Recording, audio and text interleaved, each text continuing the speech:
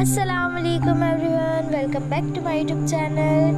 मैं ठीक हूँ, उम्मीद है आप सब भी ठीक होंगे। अगर आप मेरे चैनल पर नए हैं तो चैनल को सब्सक्राइब करना ना भूलिए। तो चलिए रुख करते हैं हमारी कहानी पल की झुक गई, शहरयार और नवल की लव स्टोरी की तरफ। अगर आपको मेरी कहानी पसंद आए तो लाइक कीजिए, कमेंट कीजिए, शेयर कीजिए और चैनल को सब्सक्राइब करना ना भूलिए। तो चलिए स्टार्ट करते हैं हमारी कहानी। नवल वो नमाज पढ़ने के बाद जानमाज समेट रही थी। यमुना की आवाज़ पर चौंकी। तुमने ये कुर्ता देखा? वो लाइट से कलर का कुर्ता उठाए उसे दिखा रही थी। उसने गौर किया और फिर एकदम उठ खड़ी हुई। शहरयार यही भूल गए? उस दिन ताई ने धोए थे ना कपड़े, शायद उन्हें इसके बारे में पूछना याद नहीं रहा। दिखाओ मुझे।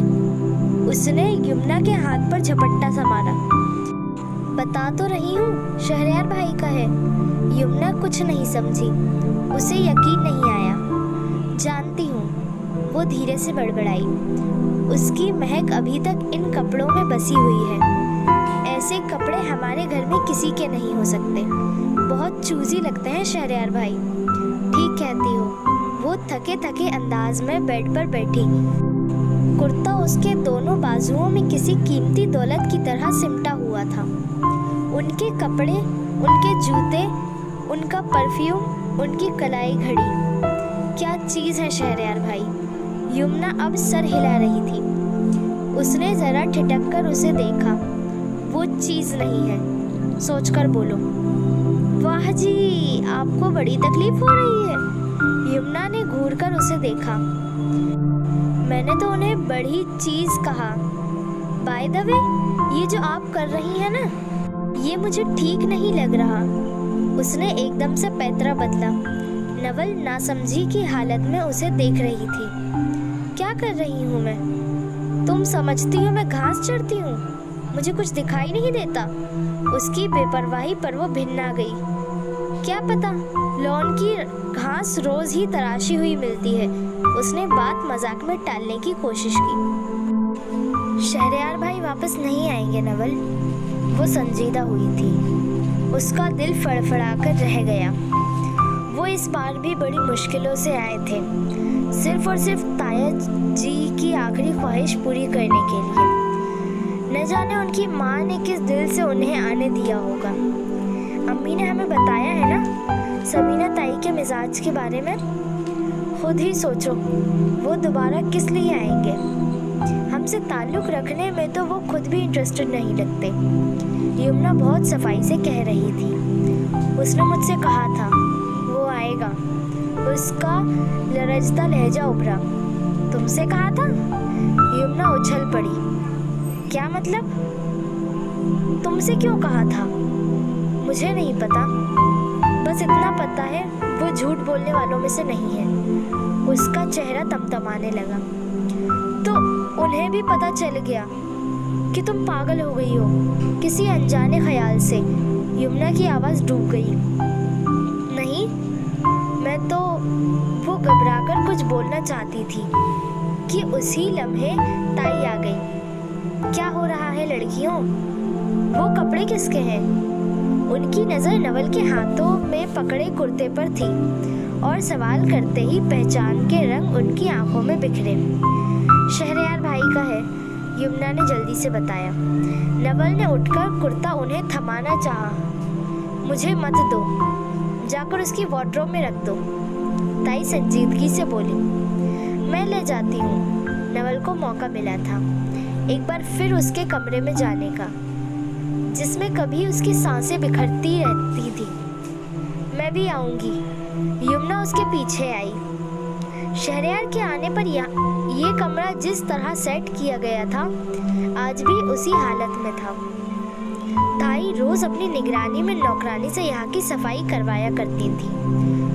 वार्डरोब खोलकर कुर्ता वापस रखते हुए उसने मुड़कर यमुना को देखा, जो खिड़की में जाकर खड़ी हो गई थी। शहरयार भाई अक्सर रात को यहीं पे खड़े होकर चांद को देखा करते थे। वो मुड़े बगैर उससे मुखातिब हुई थी। पता है मुझे। बेड के किनारे बैठते हुए उसने लाइट ब्लू शेड की शीट पर हाथ फेरा। जो उस वक्त बिल्कुल बेशिकन थी। मैं जानती हूँ उनका मसला क्या था, यमुना ने खिड़की से हटते हुए अचानक कहा। वो चौंक कर उसे देखने लगी। उनका कोई मसला भी था? उसकी आवाज़ में हैरत थी। उसने तो कभी इस बारे में गौर नहीं किया। वो हमसे खुश नहीं थे। उन्हें लगता था कि शायद हमने उनकी माँ के साथ जुल्म किया है। कौन जाने उनकी माँ ने उन्हें हमारे बारे में किस अंदाज में क्या क्या कुछ बताया हो। वो कह रही थी अगर ऐसी बात थी तो वो हमसे नाराज़ थे, तो फिर उन्हें मुझसे वो बात नहीं करनी चाहिए थी। ये कहते हुए उसका चेहरा बुझ गया। क्या बात? तुमने तो अभी तक मुझे कुछ नहीं बताया कि उन्होंने तुमसे क्या कहा था। इस बात के साथ ही यमुना को याद आ गया और वो पूछते हुए उसके करीब आ बैठी। उस एक बात की वजह से मैं पिछले 3 दिन से हवा में उड़ी फिर रही हूँ। उसकी आंखें भर आईं।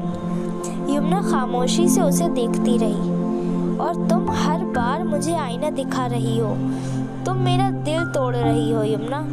उसकी आंखें भर आईं। उफ! यमुना ने एकदम अपना सर थामा। तुम मेरी बहन हो नवल, और तुम्हारा दिल टूटने के डर से मैं तुम्हें इन सुनहरे ख्वाबों में जीने नहीं दे सकती। जो सच है वो सच है। पता नहीं उन्होंने किस लहर में बहकर तुमसे कुछ कह दिया और तुम यकीन कर बैठी पागल। और फर्ज करो वो सच बोल रहे हों, फर्ज करो वो अपना वादा निभाने वापस आएंगे। फिर नवल ने रोई रोई आंखों से देखा। तो फिर सबसे ज़्यादा खुशी मुझे होगी, मगर वो वक्त आने तो दो। अभी अपना जहन क्लियर करो, कोई उम्मीद लेकर मत बैठो, क्योंकि अगर वो उम्मीद टूटी तो तुम्हें बहुत तकलीफ होगी। तकलीफ तो मुझे अभी भी हो रही है। उसकी आवाज़ भर्राने लगी। अभी कम है, तब ज़्यादा होगी। और अभी उठो। यमुना ने बात ख़त्म करते हुए उसका हाथ पकड़ा और खड़ी हो गई। उसे भी उठना पड़ा। आपने यहाँ तक हमारी कहानी सुनी। आपको हमारी कहानी कैसी लगी? अगर आपको हमारी कहानी पसंद आई है तो लाइक कीजिए, कमेंट कीजिए, शेयर कीजिए और चैनल को सब्सक्राइब करना ना भूलिए। तो चलिए मिलते हैं अब नेक्स्ट वीडियो में। Thank you for watching.